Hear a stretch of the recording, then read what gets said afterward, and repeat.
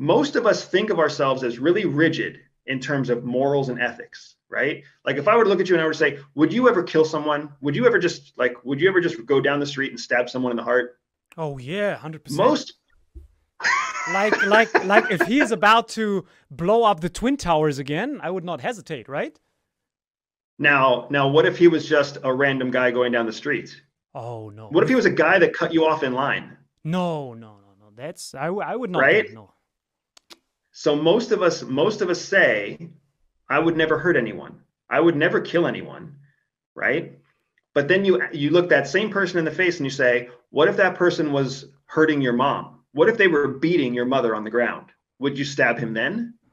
There are still some people who would say, oh no, I would call the police, or oh no, I would step in front of my mom, or I would try to pull him off, right? And then you keep ramping it up. Like, well, what if he was wearing a bomb, walking to the center of the Twin Towers or whatever, the state capitol? Would you stab him then? And there's still people who would say, no, no, I can't stab him. He hasn't blown himself up yet. He hasn't done any damage yet, right? So there's lots of people out there who are very rigid in their morals, very rigid in their ethics. That's not going to make a good spy. But what you just said, where you were like, oh yeah, 100%, I'd stab a guy. You just basically said, Salem, you just said that you would stab a guy walking down the street wearing a bomb who hasn't committed a crime yet. Yes. Oh, who has not? Okay, I see. I think it's But fascinating. you just said you would stab an innocent person. Oh, That yes. that is morally flexible, brother. So I'm a good spy. You would make a very good spy. Because we had in Because we after 9/11, we had in Germany this law: if on a plane there are terrorists and they're about to crash the plane into a building, should German military be allowed to shoot down that plane because they know that they are gonna drive into something?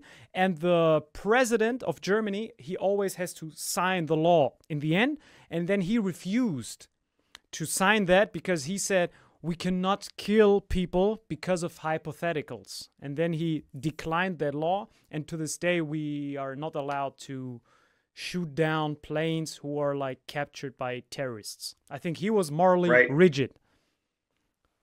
Yeah, and there's a strength to moral rigidity. There are some places where you want that, because like in the court system, you want very rigid rules in the court system because you're deciding whether people are innocent or guilty. You want to make sure that that's very, very clear.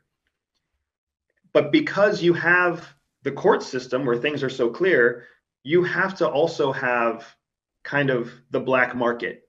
You have to have the spy world to offset the square world, because we all know people can take advantage of the court system all the time.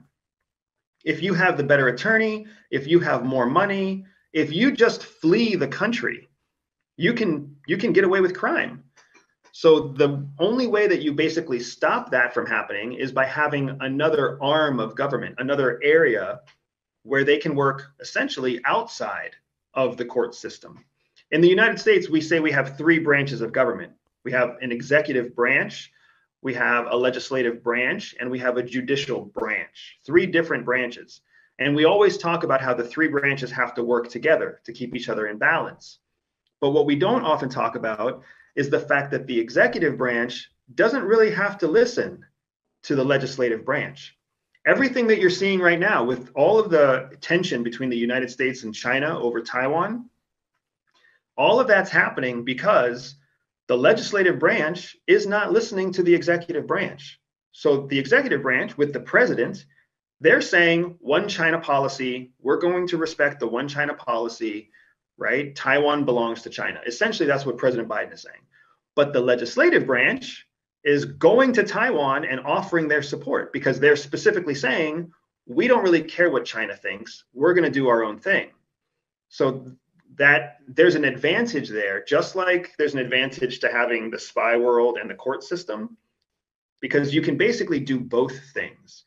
You can have your cake and you can eat the cake too, right? You can talk out of both sides of your mouth and get away with it because you have these two systems. And that's what makes espionage so powerful. If you don't catch the bad guy through spying, maybe you can still catch them through the court system. If they escape the court system, you can still get them with the spy world. So it gives you an extra, it's like having a sword and a dagger at the same time. Freedom! So fresh, so new. Freedom!